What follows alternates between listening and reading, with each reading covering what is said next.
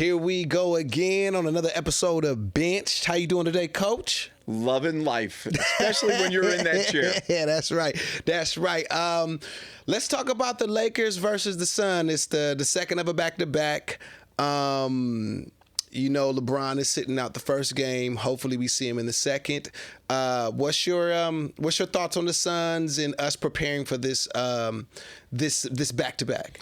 Well, going into this game, they're seventh in the NBA in the Western Conference. But what's interesting about them, Alan, they're one of the few teams that are in the top 10, both offensively and defensively. You know what you're going to get with Devin Booker. I mean, Colin Gillespie, a game or two ago, hit that game winner with like 6 seconds to go. So they've got some decent players, and they're just sort of starting to come together. I mean, they had a great win against Minnesota, that is above them in the standings. So, again, it's just another – with this Laker team, we've talked about the consistency. Correct. It's a Laker team that the turnovers bother me on offense, but yet they're shooting. They lead the NBA in field goal percentage, so they're at 51%. Going into Sunday's game. So it's the defense that is the work in progress. Right. So if you go in and you defend, you rebound, you push the pace, this Laker team scores very well in transition. So I'd like to see them really push the pace against Phoenix. And really what it's going to come down to, if LeBron does not play, like we're thinking on Sunday, and now he comes back on this second night of the back-to-back, can they push the pace? Can they get it going? And then can the starters on Sunday, can they do their job so they can get off their feet? Let the other guys do some work, and then you've got fresh legs coming in on the back-to-back. I mean, the Suns are a bit of a surprise. Losing KD, losing Bradley Beal. They had some good additions with Dylan Brooks coming in, and I think they're the surprise of the West for me, being that they're seventh right now. I guess they're in the play-in, and I think they're going to kind of ride that out for the season. I for some reason I believe in the Suns. Booker is a star. So we can't take this game lightly. Although it's a completely different team and they've lost that firepower of KD. I think this is one that if we're not paying attention, they could sneak up on us. You're spot on. I mean, on any team, any night, anybody can beat anybody. We've seen that with the Atlanta Hawks on the first game of that road trip, which, again, not disrespectful, but it was a G League team. Yes, their four leading scorers, 4 of their 5 best players were out in that game, and they beat the Lakers, who were playing well. That's but one of the 2 games. All-stars in the club, though. Yeah, and the wings. But when you think of that, it's like out of the 18 games, and this will be the 19th game because they're playing New Orleans on Sunday, which should be a win. So when you look at that, the Lakers have only had really two miscues, which is remarkable with the no LeBron for so long, and then mix and match in Luka and Austin Reaves, and trying to figure out the rotations. It's not a sprint. You run. Definitely. So you do run sprints probably to prepare for your marathons, but it's a marathon. And the thing is, you want to avoid slippage. Yeah. So if your defense is talking, and we'll talk a lot about defense in this segment, then keep talking. And offensively, if you're moving it, if you're sharing it, you're getting good looks, keep doing it. You don't change. I've told you one other time. Right. McDonald's is always going to sell the Big Mac. They've got the McRib going right now. Yeah. Shout out to McDonald's. Yeah. Maybe we can get a couple. We don't get a sponsorship, could we get 25 McRib sandwiches to feed the crew? But if it's not broke, don't fix it. But everybody is going in that direction. Yeah. So you can't have slippage. So these are games that you're supposed to win. And the other thing we haven't talked about, you're supposed to win at home. Correct. You're going to lose a game here or there, but the teams that are good, the teams that can contend for an NBA championship. And I think this Lakers squad, too, with an addition here or there, which we'll talk about as December 15th gets closer, you just do what, Byron Scott always said this, man. do what you do. That's right. You know, I always say star in your role, whether you're a superstar or whether you're getting, 10, 11 minutes at the end of the rotation. Do what you do, and good things will happen. Well, let's dive into how we really execute and get this victory against the Suns. What are the I guess key points to our game that we need to focus on against the Suns? Well, the number one key, and it would be this way every day that I did a scout for the Lakers, would be we can't turn the ball over. They're getting better, but you can't have a snafu where all of a sudden you go back to 19, 20 turnovers. You've got to take care of the ball. It's amazing that the Lakers lead the NBA in field goal percentage, 51% as we tape this.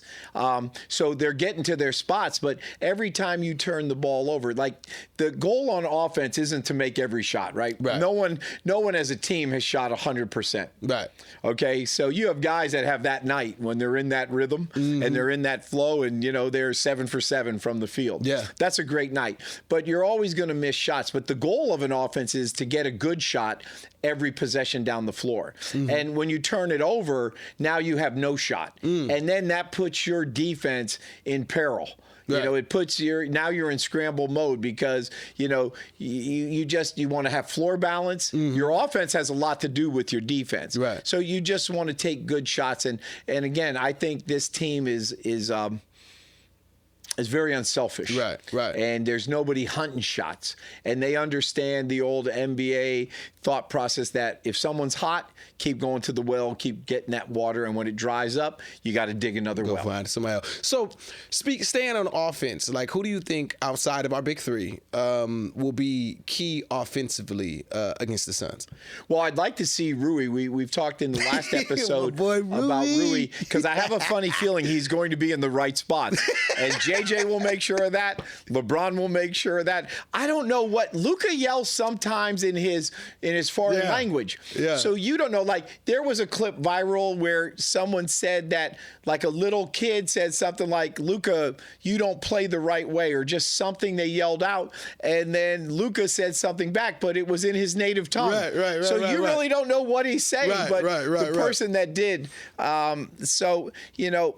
I think Rui will continue to hit shots. Jake LaRavia, we never talked much about him, but he's capable. Yeah. He's capable every night of going out and putting up big numbers. But, when you have the big three, you have, Reaves, who 2 games ago, when this airs, had the 38, and Luka had the 35. That night, all starters were in double figures. Yeah, LeBron was either 13 or 14. I can't remember. Yeah, 13. Yeah, 13. So they're sharing the wealth.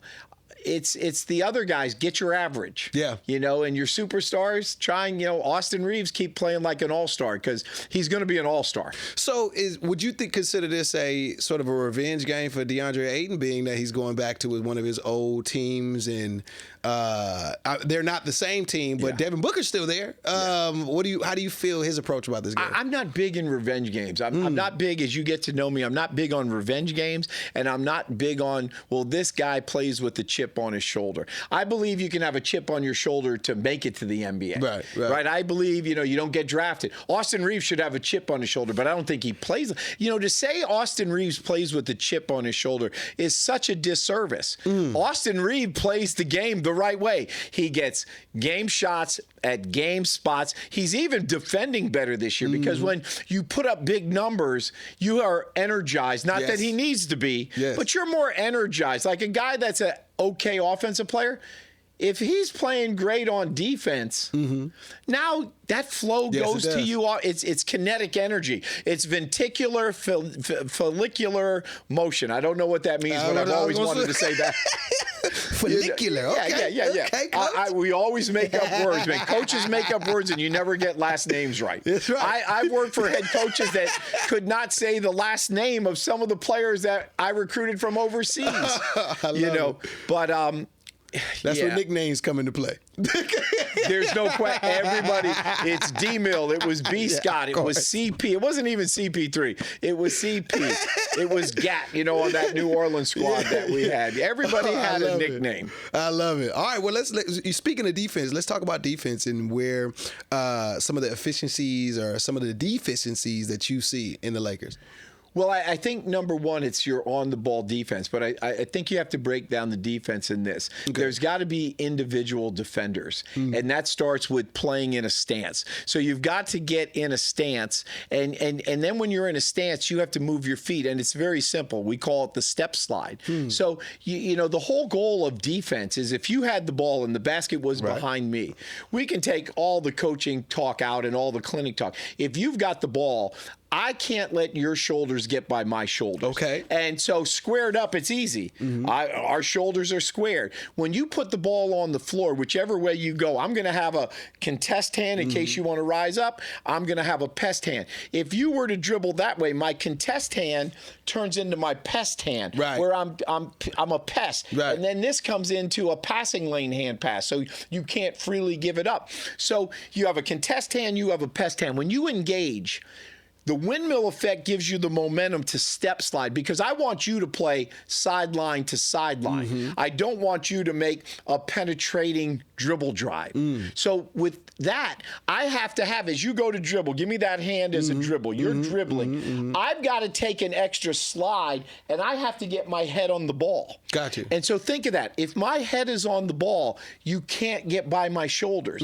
And that's where you get the Matador defense, where we go, andale, viva, viva, viva. Where when you dribble, if I just reach, you're going to go Michael Jordan-esque by me, where you go knee to knee, you play under my hips. The offensive player wants to create separation. Okay. So everybody says dribble off a screen. If I were to set a ball screen on you, shoulder to shoulder. That's 40 years ago. Now it's like you have to come off my screen and I'm not going to get up because of the microphone. But I sprint to screen and I jump stop, and you're at the top of the key, a 1-5 pick and roll. Yeah. You have to come off my screen, shoulder, hips. Yeah. And that's one thing I didn't know in coaching in college for 2 decades. No one ever taught me that. But when I got to New Orleans, Byron Scott taught me that. When you come off a screen, you come off shoulder, hips, so that the offensive player is below you, and that gives you the separation. Which is, I mean, to me, to think back, I didn't know that for 20 years. It's befuddling, because you learn something every day. I say this all the time. You do 3 things every day, no matter what your profession is. You have a chance to get better, stay the same, or get worse. And 2 of the 3 aren't worth a damn. You know, no matter what you do. So the individual defender is up top, or on the wings on the wing, you want to pin them to the sideline. No penetration baseline, no penetration middle. Because when you go middle, now you're in scramble mode and you get into help and recover. But what I like about this perimeter defense, when DeAndre Ayton is back there talking, when LeBron came back, you know, he missed all those games and he comes back in that first game. LeBron is a center fielder. A quiet defense is a bad defense. You have to talk the entire possession, and it can't be just one guy. Everybody's got to talk. Your bigs are back there. I'm yelling, screen right, Allen, screen left, Allen, because I can see the whole pizza pie. I'm back. I'm in a pistol stance. I'm pointing at ball, and I've got contact with my man. I might yell, clear, clear, you know, like the other night I was there. JJ came from Duke, where your team defense isn't 5 guys going in individual directions. Mike Krzyzewski taught me this 30 years ago. This is a bad defense, because if I slap you, it's not going to hurt. It might sting you for a second. But if I punch you and I have all 1, 2, 3, 4, 5 defenders here, I'm going to hurt you. And that's what you want your defense to do. Hit first, obviously not throwing a punch, but that's the brotherhood, not just loving your teammates. So I have to hear talk. My bad. If you're guarding up top and you hear me and I'm barking out no screen, you're on an island, you're by yourself, now you can press up and you can pressure. That's what Marcus Smart does. And he's a defensive catalyst. But if I'm not talking, you don't know where that screen is coming. And the worst thing for me as a teammate to do is let you get screened, because your man takes one dribble to the right and that screen is coming from the left and it knocks you on your ass. I've definitely played some pickup games and the pick almost give me a concussion, and I'm cussing out everybody on my team. Absolutely, because there was no communication. Because when you hear it, if I hear screen left, it's your job to get skinny. And what do I mean by that? You got to get up nose to nose that you can almost smell what your opponent had for his pregame meal. Correct. You know, did he have a steak or did he have garlic rice from P.F. Chang's, right? You got to know what he had. You're that close. And now you get skinny and you get over that screen. If it's a non-shooter and I say screen is coming, you can go under the screen and beat him to the spot. But no matter what, you have to know your personnel. And number two, if you're going under, you got to get under. If you're going above, man, that's where the physicality comes into play. So there's this infamous clip of Devin Booker, you know, at a pickup game talking about being doubled. I guess what's the defensive scheme that you think the Lakers should have on Devin coming up and tomorrow, I guess. I guess what is the defensive scheme that you think is best to cover Devin Booker? Well, what's interesting about that clip, it was in a summer league. I don't know if it was at the UCLA old gym, but it was in a gym. And it's like, why are you doubling me in a pickup game? Right. Well, whoever doubled them, they were working on their defense. Right. So that was the reason why. With Book, it just depends if he gets rolling. You know, I mean, I always like to play straight up man-to-man, because now everybody is you have your man, I have my man, our bigs have their man. Now everybody is accountable. Right. But that's, again, the Mike Tyson theory. Everybody has a plan until you get punched in the face. So now it just depends. Are you going to switch? You know, and the Lakers like to switch. I didn't think they were switching aggressively. I think when you switch to deny. Like when we come together, if you and I are teammates, one of us, and I always used to teach, the bottom guy yells the switch because he can see the screen coming. Got you. So number one, I'm yelling if that's me. Alan, screen right, screen right. So now you're tensing up, you're moving up to your man, and there's a physicality factor there. But I want to switch to deny. Soft switches, now you can slip it, or now your man can get the ball, or my man can get the ball. So with him, it just depends if he gets rolling. But I sure as hell know he's not going to beat me. Yeah. If he starts getting into a rhythm, man, now we're switching. I may sub in quick with a bench player and give him a hard-ass foul. Right. You know, not a dirty foul. Right. Don't want to hurt him. Right. But I'm going to let him know that you have to have a body on him. With him, I would start with lock and trail, which means I'm guarding him man-to-man. My big might just show for a second, but I'm going to be on his hip. I actually put a hand on his hip because I'm locked, and I trail, and once he receives the ball, I can be in front of him, and now comes that individual defense. Right? If he's on the dribble drive, head on the ball. Those rules and regulations, or principles might be a better word. Your individual principles and rules never change. And then that coincides with your team defense, and we'll get to that here in a second, what you have to do for your team defense. But your individual defense is stay between your man and the basket. Your individual is, if a screen's coming, you have to communicate to your teammate, and hopefully it's 3 or 4 guys yelling you got a screen so that you're not blindsided. And staying on the individuals, like Dillon Brooks is known as irritator and sort of a defensive presence that he's now brought to the Suns, that had, you know, Memphis isn't doing too well this season. I think they're missing him as far as his energy and his personality. A defender like that, how does he add to a team? Just a mental toughness, a deterrent. He not only brings that defensively, but it's sort of like Jackson Hayes stuck up for Luka. Correct. Right? When Dunn, if I remember who it was, when Dunn pushed him, boom, now your enforcer comes in. It's sort of like hockey. When I grew up watching outside of Philadelphia, the Philadelphia Flyers, I love Bernie Perrant, the goalie. I love Bobby Clark. You know, I don't even know what position he was, but man, he just skated and scored goals. But it was Dave Schultz who was their enforcer. They even made a song in Philadelphia, why don't you put me in the penalty box? Because that's where he spent most of the time. You know, think of the bad boys. Think of Lambeer. You know, nobody messed with Isaiah. No. And Lambeer was the main culprit, but you had 5 other guys that would fight you. Right. And back there, you know, they would throw punches and it'd just be a common foul. Yeah. But back to Dillon Brooks, I think you hate him when he's on the other team. Right. But I think you covet him when he's your teammate. And, you know, I don't know him personally, but I did a lot of Oregon games, you know, when he was in college. So I love the tenacity he brings, the nastiness he brings. Yeah.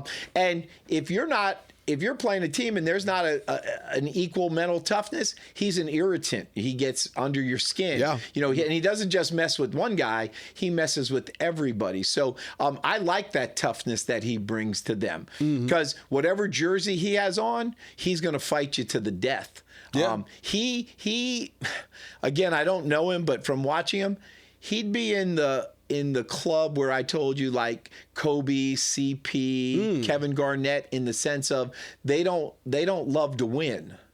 They hate to lose. And that's, again, I don't know him. That's an opinion that anybody could have, in a bar or in your couch watching a game. I just think he competes because he doesn't like to lose. So as for the Lakers team defense, what do you think that they need to do to better out their standings in the league, and in the league right now? I think they're at the bottom. They are, and what's crazy is they're at the bottom defensively. Yet I think they're going to be a top 1, 2, or 3 offensive team. I mean, they're shooting 51%. They lead the NBA in that. Yep. But I think that your defense starts with your offense, and you've got to balance the floor. And it comes to what we talk about: what is a good shot, what is a bad shot, and we've talked about that on other podcasts.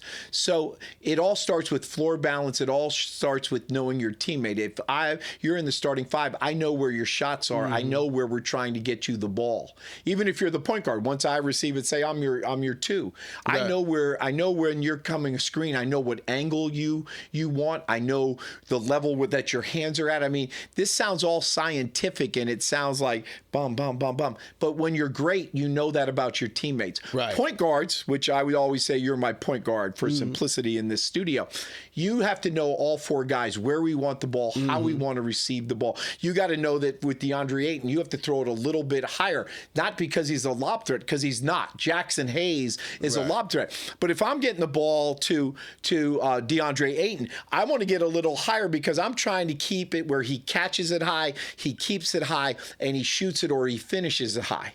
Right. Because he has a tendency to bring the ball down. Then he goes from a big to a little. Because when you bring the ball down in that league, everybody's pawing at you. Everybody's trying to cat mouse you. There's just different things offensively that you can do that's going to spearhead your defense. So now let's get to the defense. Right. So what the Lakers need to do defensively, they need to get back and they need to get turned. And it's the first 3 steps. And the same could be said for the offense. Like if I was coaching you on offense and you were a big, the first 3 steps, once we secure the basketball, determine, are we going to have a rim run? Are we going to have a pitch ahead to the wing? Because wings now aren't running for layups. Right. What are wings running for? Running for 3-point. Yes, sir. Right. So, I mean, as you know that, as a former player and as a former, or just a fan, just going there. So they're running. So the first 3 steps out of the gate, you got to beat your man down the floor. Right. But that starts with floor balance. So you have to know that if everybody's below the free throw line, because normally you always have your 1 and your 2 get back. Most teams have their point and either wing, your 2 or your 3, which is your small forward and your your shooting guard. You want to get them back, but let's say they're behind the free throw line. They're below the free throw line. Right. Now you got to get some bigs getting back because number 1, you may have to stop the ball. Right. Number 2, you got rim runners that are trying to get their easy deuce. So once you get to the free throw line, I say you sprint to the free throw line. My bad. You sprint to half court in transition, getting back on defense. And you're not looking back. I'm looking for half court, and I'm sprinting to that line. Once I get there, I'm turning over my shoulder because now I'm starting to look who's fanning out. Is my big coming at me? Am I meeting and greeting him? Because with Jackson Hayes, if I was guarding him, I'm going to meet him because he's like a bat out of hell. He's athletic. He's long. He's running the floor. I want to hit him once or twice to try and stop him up to detour so everyone else can get back. But now you got to start talking. So you got to get back. You have to get turned. A good defense has 5 butts to the baseline because as I sprint to half court, I look over my shoulder. Now I turn and I'm seeing the whole floor. But my butt's to the baseline and I'm talking. Closest man theory. Who's going to stop the ball? Who picks up the ball? And then who's going to fan out? And that's when the Lakers are doing that.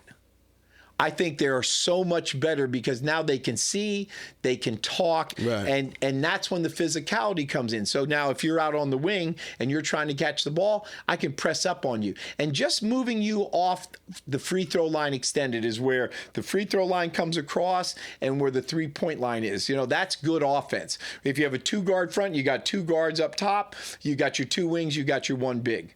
And we just try and use 10 to 12-foot spacing. But they've got to get back, they got to get set, and they have to have a physicality. And when they do that, that's when they play their best. So as a coach, is there, I'm pretty sure there's more than one, are there a few moments where you coached a team and there's like a defensive moment in the game that you probably were the most proud of? A lot, but it's when you're connected. It's when you're talking. There's some possessions where the offense scores. Sometimes we just say, man, that was great defense, but that was better offense. Because guys are so good in this league to score. But I think what makes a coach happy, offensively, obviously, execution and getting a shot. That's when you feel like you run. Like when JJ calls a play or an assistant says, hey, Allen, you're the head coach, run 7 down. You score. You feel good like that. It's like nailing a line in a movie or in a TV show. But defensively, I think the times I've been most proud, even if a team has scored on us, we're back and we're connected. And I always call this ludicrous defense. And is when I got to the NBA, it was really funny. I said it one time, and I remember Byron just laughing uncontrollably because we had a good possession in defense in practice. And I said, man, that's some damn ludicrous defense. And everybody sort of looked at me. I said, ludicrous. When I move, you move. When I move, you move. Just like that. Just like that.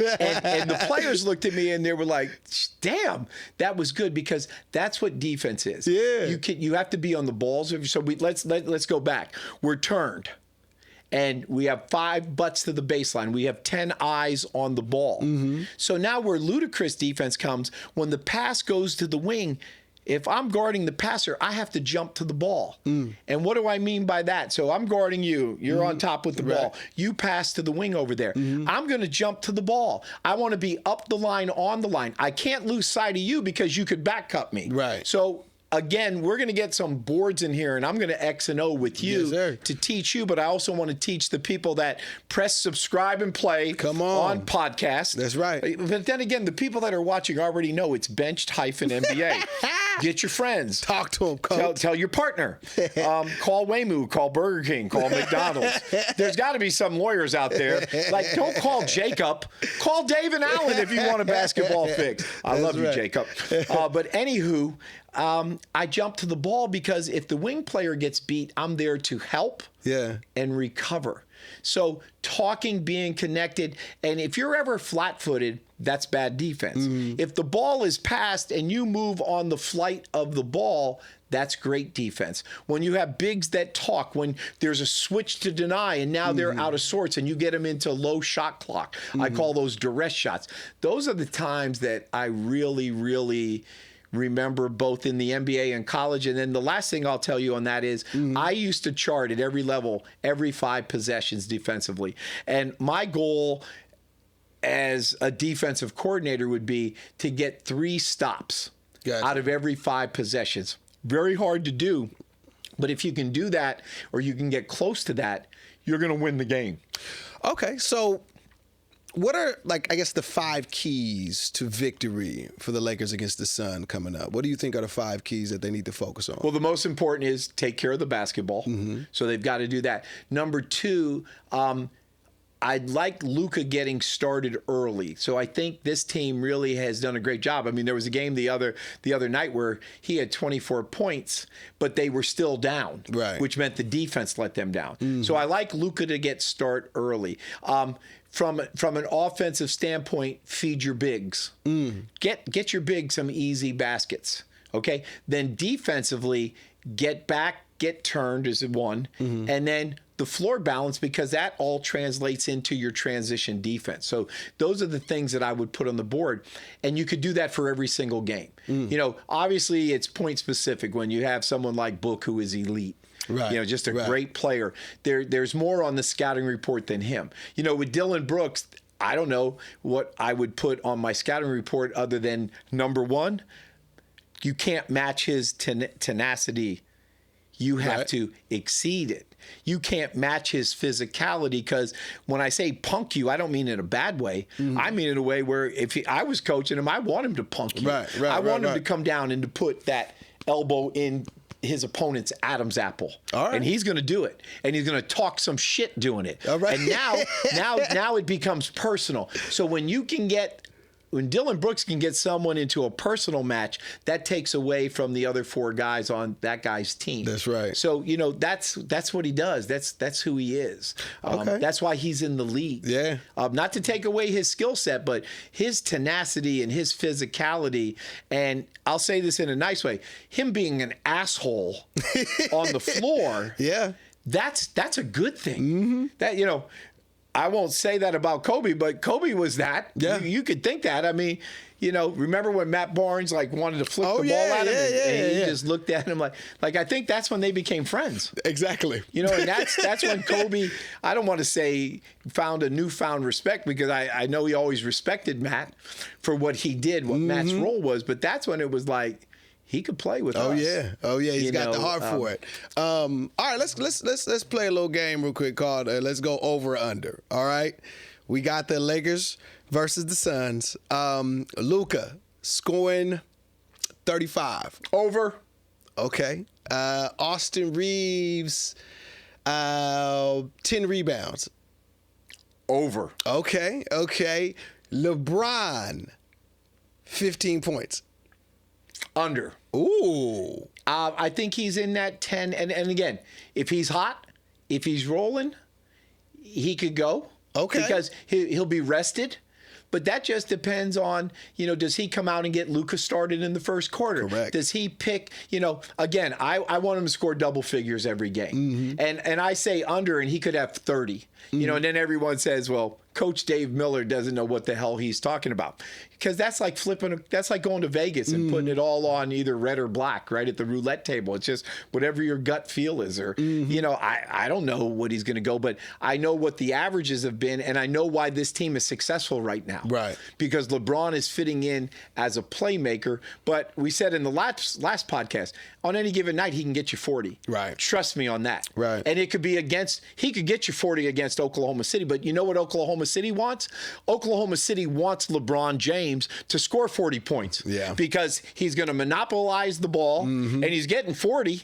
Yeah. And everyone else now is standing and watching. Mm-hmm. And we saw that with Kobe. Yep. When Kobe would have those games. What's the worst thing you can do against a great team defense? Play iso ball. Okay. Now, Kobe and a few others can get to their spots and get their game off. Okay. But very few else can when teams stop running motion. We haven't even talked about the Eastern Conference yet, but Miami is doing a great job. Spo and the Heat with the brand new people. They're not even setting screens. Yeah. And it's the flavor of the month. Like, back in 76 when Bobby Knight won the national championship, I believe it was 76, went undefeated. Yeah. Every coach in America wanted to run motion offense because that's what he ran. So it's a we beg, borrow, and steal in this business at any level. But like Spo isn't running any screens. And they're winning, right? They've got to be top 3 again with no stats and no computers right here. Yeah. The Heat have to be one of my top 3 teams in the East. Well, let's perusing. Well, let's talk about the East for a second then. Like, what's your layout of the Eastern Conference overall? Like, what's your hot teams, your sneakers, your sleepers? What do you think about the East? Yeah. Don't have right off the top of my head, a sleeper would be Orlando, and I don't know where they are in the standings, but I think Jamal Mosley does a great job of his team playing better when it counts at the time. They're good players, but I mean, when I look at the East, Allen, I think number one, you got to go with the Pistons. I mean, I can remember not too long ago when they won 14 games. Yes. And again, I could be off on that number, but and then I can remember when they won 42 games. Yeah. So the ingredients is there, the coaching is there. I think that right now is the team in the East that I thought from the get-go in September was going to be up there. I think the Raptors, nobody talks about them because they're in a different country. Yeah. And I don't watch much of their games. I did see a game when Brandon Ingram threw through his water bottle, but that was because I was watching the Sixers. Yeah. And I love Brandon Ingram, but I love to go back to that bench segment with you. The Heat have to be in the top 3 or 4 of just watching and perusing on NBA TV. And maybe that would be my surprise team, because I didn't think that they would be that high in the standings this early. And with that culture and with Pat Riley still orchestrating, Yeah, that was going to be my next question as far as, like, the Heat always seem to find a way. Like, no matter the players on their roster, they could lose a star, they could gain a star. They seem to always figure out a way to win. Why do you think that? Pat Riley. When he coached the team, when he was hired to go in there and coach, again, this is just hearsay, and I know what it was like with the Showtime Lakers, but with the Heat, I don't know that much. But it's like guys go there and they weigh you. And you have to have a certain body fat. And I could be totally wrong on this, but this is just what you hear, the scuttlebutt or the gossip in the league. Or, you're wondering if you own a company, what's that other company doing? I've heard it. I don't know. I don't know if it's factual, because I really don't like to say stuff like that. Like, I'll miss a number, or did you win a game by how many points, or how many. Yeah, but I've heard a variety of people talk about the body fat. Yeah. So I know this. I recruited Isaac Austin when I coached at Arizona State.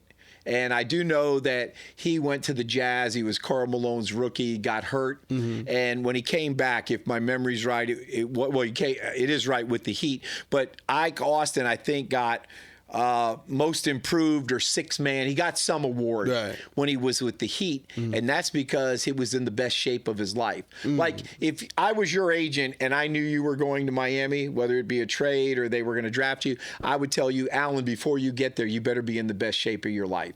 Shaq never got into shape until the end of the year. Shaq would always tell Kobe, I'm going to work my way into shape. If you're going to Miami, you better be in shape. Oh, he was in shape when he went to Miami too. Before the first practice. Oh yeah. He looked good. Because that's what Pat Riley. That was the toughness. That was him being like the Godfather. Like when I think of the Godfather, I thought of John Gotti. Then I thought of Pat Riley, man, in the suits, the Armani suits. But what made me the biggest Pat Riley fan growing up watching those Lakers was he had shirts made where it didn't come to a tip. Your dress shirt, it was curved. I don't know. There's a name of that. It was rounded. Oh, okay. And I don't know, like in Allentown at J.C. Penney, at Sears, at Target, I could never find one of those shirts on the rack for $7.99. Yeah. I know he shopped on Rodeo Drive. Actually, when Pat got it going, I'm sure they came to Pat's house. Oh, sure, I'm sure. But Pat Riley had those shirts with the collars that were rounded. Oh yeah. I could never find them. Once I started to make a little bit of money in college and before I went to the NBA, I found out where you could get them. Oh, okay. And I bought a couple. Okay, I'm sure you did, Coach. Because I wanted to be Pat. And again, Pat had that hair, which I haven't had in a long time. It was slicked back. I just thought, man, he was one of the coolest dudes that could coach. But it's culture. Yes, sir. And then Spo's in the film room. And again, this is just my opinion. He took Spo under his wing and groomed him. And we've all had people that groom us, just like you've talked who groomed me. I asked you who groomed you in acting. Yeah. That guy that took you underneath his wing. What was his name again? Michael Caine. Yeah. So it's just a culture. And when you go there, the pieces are interchangeable. And they don't care. They'll plop the next man up theory, and they'll put you in, and, they define roles. It's really hard. No, check that. You can define roles. It's easy.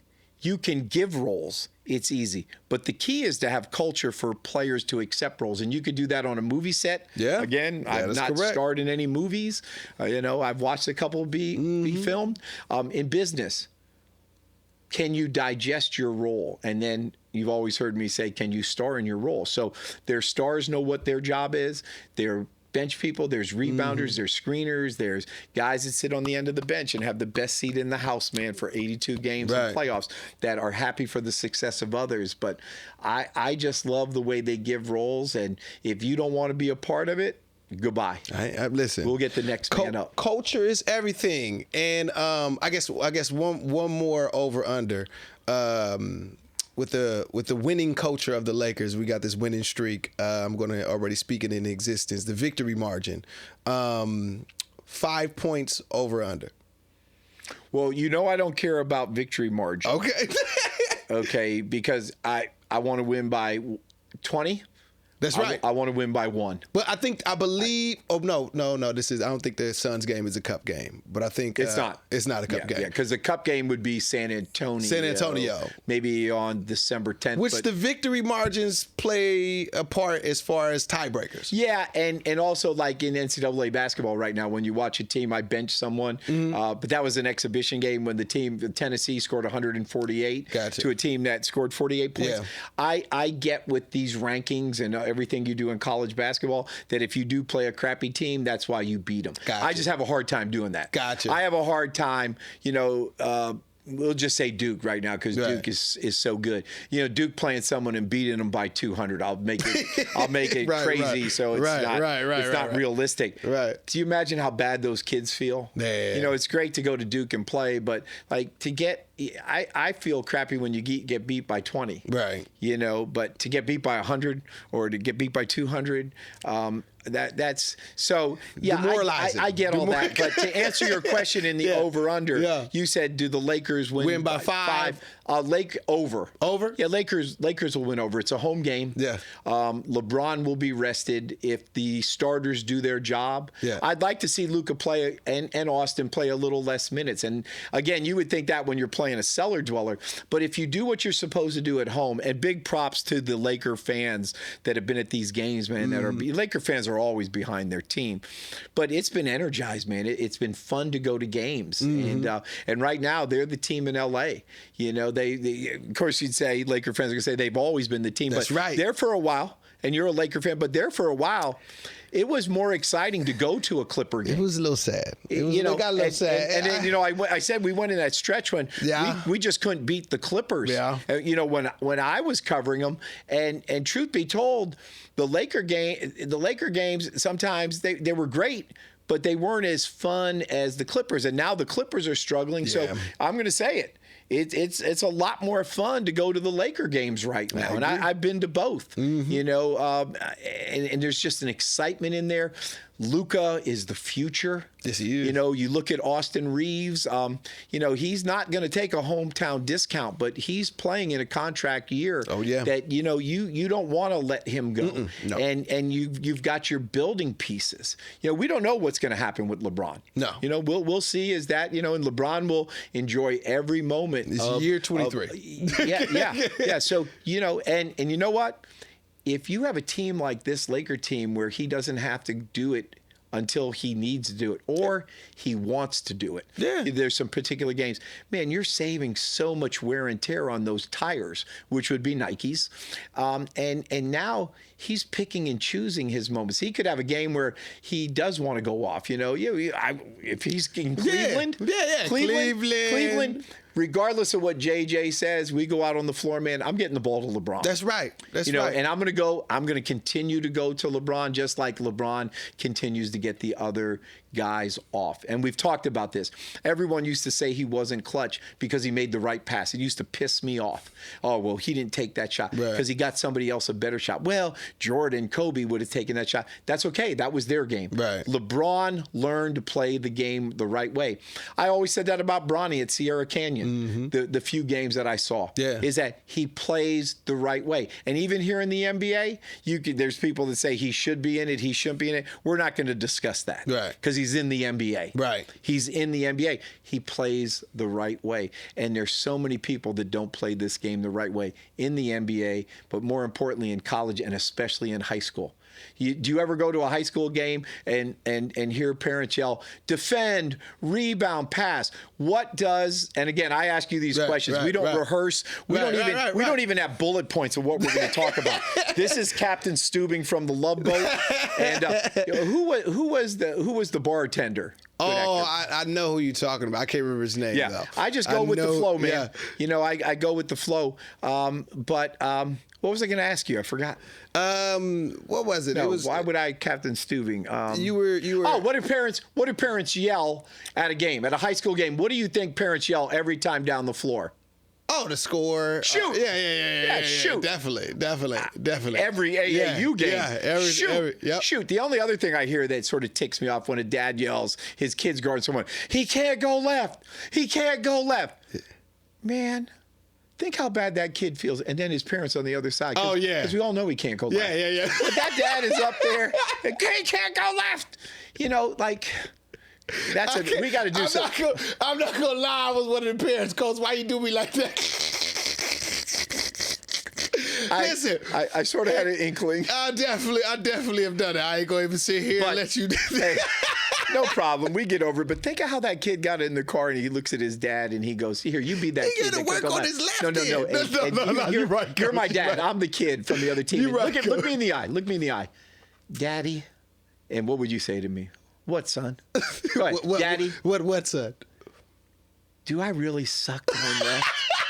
What would you say to me? I would say yes. And we on the way to the court right now to work on your left. Well, that's bullshit because you wouldn't say that because you would have been to the court working on your kid because you know he can't go left. You would have been like, "No, son, man, you good left. You good left." No, I wouldn't. I would not lie. Yeah. I promise well, then let me you. ask you this: as his dad, why haven't you taken him to the court every morning before he goes to school? Maybe I was out of town. Okay, maybe you ain't filmed that many movies overseas. Okay, and but that's what I'm saying. It's not the kid's fault. It's his daddy's fault. So now we need to blame. No, I'm just messing with you, Coach. Yeah. But man, any more over or unders? Because again, you know what's great? Yeah. I have no idea that you were going to ask me. I know. That's what makes this the #1 podcast in the country in my mind. That's right. I don't know about everybody else's. But listen, man. I think let's go ahead and get to what everybody's waiting for. Let's get to the bench, man. Who you benching this episode? Oh, this is simple. Yeah, this is simple. I'm going to bench all the dads in AAU that don't go out with their son and work on their left hand. I'm going to bench all the moms in high school and AAU that always yell, "Shoot, shoot, shoot." I want you to yell, "Defend, rebound, pass." Oh, Johnny, that's a great passing angle. Johnny, way to get free throw line extended. Johnny, way to grab the ball and chin it. But you all know what you yell. Shoot it, shoot it. You should all be benched. And I'm glad you have to pay $45 to park at the venues because those people that do the parking, they're making a killing. And you got to pay to get in the game. Oh, hell yeah. No, listen. It's almost like going to a Laker game. Yeah, it's crazy. So wait. You pay $25 for the pass. No, not for the parking. Parking is $30 to $40. Yeah, you're right. So now you got where I would put my family in the trunk. Listen, it's like. Would you put your family in the trunk? The trunk. I'm putting on the jersey. I'm a part of the team now. Like I'm playing. You're doing that? Listen, because you got to pay for the game. You got to pay for the weekend. Yeah. You pay like it's. Well, the insane. weekend pass may be $75, and then I pity the kid that says to the dad, "Can I get a hot dog?" No, we can't afford it. We can't. No, I'm thirsty. Your family arrived with us today. There's a water fountain. Right. So who are you benching? I mean, you sort of benched me in your segment, so I guess I'll bench. You know what I've been hearing a lot of complaints about the second apron. So I'm benching the second apron, being that the complaints that I'm hearing is that the superstars are getting paid and everyone else outside of that is just getting the crumbs. And there's no sort of middle class in the NBA. And also, as far as how you're able to build out your team, you're not able to sort of keep your homegrown talent because after a couple of years and once they get out that rookie contract, it's hard to afford the players that you obtained or you drafted. So I'm a bench the second apron today, just because I think it'd add more fluidity financially for the players and also for the teams. I think I understand why it's there, but I believe there's a better way. I love that. That $3, $4, $5, $6 million crumbs Come on. No, listen. Come on. I ain't talking about the amount. I'm just talking about the leverage that the players have in regards to there's no more middle class where somebody can get that middle money and still be on the team that they started with. I sort of have that same feeling in the sense of getting sponsors. Listen. I know this might only be the 8th podcast we're doing, but forget the middle apron. I'm just looking for someone. I might even hire a guy to stand outside of Manhattan Beach Studios with the sign that says, if you subscribe to the Bench Podcast, we will give you a free coupon for Chick-fil-A. Oh, Shake Shack is just down the street. Fleming's is across the street. There's a Starbucks. There's a Bevmo. We could walk to Bevmo. We could walk to Office Depot. Maybe we could get some pens. Yeah. Maybe we could get some tablets. Yeah. Maybe we could get some stat sheets. I don't know what's going on, but I know this.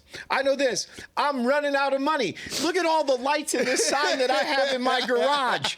Would somebody please, Jacob and Ronnie, can you put something when they say call Jacob and then go call Jacob and please subscribe to Bench on podcast and Instagram. Press the subscribe and listen to Alan Maldonado and Dave Miller. See, well, listen. That's all I got, bro. Well, listen, we already giving y'all free spots already. I think that concludes this episode. Man, everybody, peace.